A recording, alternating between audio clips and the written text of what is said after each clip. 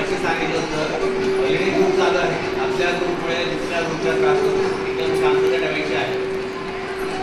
राजगड स्वराज्याची पहिली राजधानी ओळखला याच गडावरती छत्रपती शिवाजी महाराज जवळजवळ 25 वर्ष राहिले. राजगड जिल्ह्यातील वेल्हे तालुक्यामध्ये स्थित आहे. मुळात हा मुरुडमध्ये डोंगर ओळखला. महाराजांनी वयाच्या 16व्या वर्षी तोरणागड जिंकला आणि स्वराज्याचा ध्वज बांधला. या तोरणागडावरती महाराजांना गुप्तधन सापडलं. तर त्या गुप्तधनाचा योग्य वापर महाराजांनी हा राजगड बांधण्यासाठी केला होता. म्हणजे गरुडाच्या पंखासारख्या 3 माच्या बांधल्या. आता माची म्हणजे काय? डोंगराचं एक सपाट भाग, त्याला माची म्हणतात. इथे आहे पद्मावती माची, इथे 16 माच्या आणि इथे संजीवनी माची.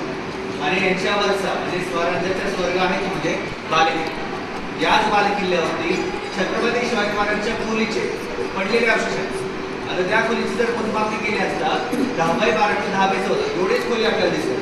तर सांगण्याचा उद्देश असा आहे की महाराजांकडे एवढी संपत्ती असून सुद्धा त्यांनी त्यांचा उपभोग कधी घेतला नाही. 10x12 ते 10x14 एवढ्याच खोलीमध्ये त्यांनी आपलं आदर्श वास्तव केलं.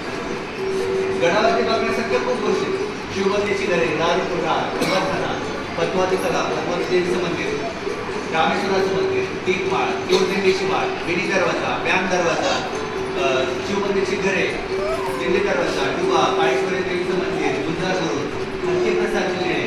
हत्तीप्रसादची लेणी म्हणजे हत्तीसारखा दिसणारे डोंगर आहे आणि त्या डोंगरामध्ये निसर्गाने तयार केलेले खड्डे आहे म्हणजे खोल आहे, त्यामुळे त्याला हत्तीप्रसादची लेणी असं म्हटलं जातं. आणि ही जी तिसरी माची आहे संजीवनी माची, या माचीची उंची या 2 माचींपेक्षा कमी, त्यामुळे त्याला 2 चिलखत तटबंदी आहे म्हणजे दुहेरी भिंत.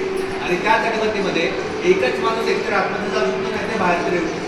म्हणजे शत्रू जरी आक्रमण करण्यासाठी आला तर त्याच्यावरती पलटवार करण्यासाठी आपल्याकडे वेळ भेटेल अशा प्रकारे या माचीची बांधणी केलेली आहे.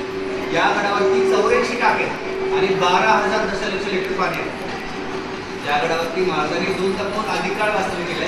म्हणजे हा जो गड आहे महाराजांचा सुखाचा आणि दुःखाचा तेवढाच सहभाग. कारण की छत्रपती राजाराम महाराज यांचा जन्म सुद्धा याच गडावरती झाला आणि महाराजांच्या पत्नी सईबाई यांचा मृत्यू सुद्धा याच गडावरती झाला. या गडाला महाराजांचं सानिध्य लाभलं आहे म्हणून याला गडांचा राजा आणि राजांचे गड असेही म्हणतात. या गडाचं नाव आहे राजगड. पुढे आपण शिवरायांचा प्रताप म्हणजे प्रतापगड.